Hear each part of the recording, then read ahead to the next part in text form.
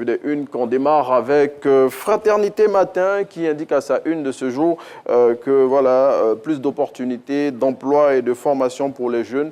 Et c'est l'un des sujets de prière qui a alimenté la nuit du destin 2023, selon le confrère qui le dit à sa une de ce jour, au cours de la célébration officielle de cette nuit à laquelle a pris part le chef de l'État à la grande mosquée de la Riviera Golf. Eh bien, la jeunesse a été invitée à plus de responsabilités et à se détourner de tous les vices.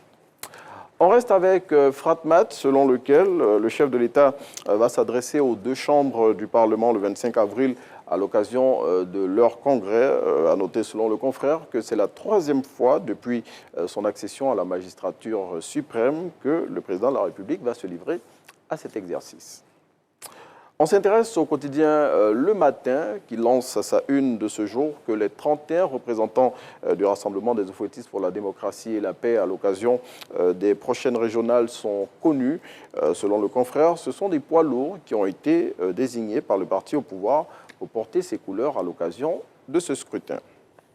Et puis pour refermer la revue des unes de ce jour, on s'intéresse à ce drame survenu dans le département de Danané où une dame et ses deux enfants ont perdu la vie. Selon Soir Info qui en parle à sa une de ce jour, c'est pendant que les victimes étaient occupées à effectuer des travaux champêtres qu'un vieil arbre s'est écrasé sur eux et les a tués. Voilà, on referme la revue des unes et on passe par la régie.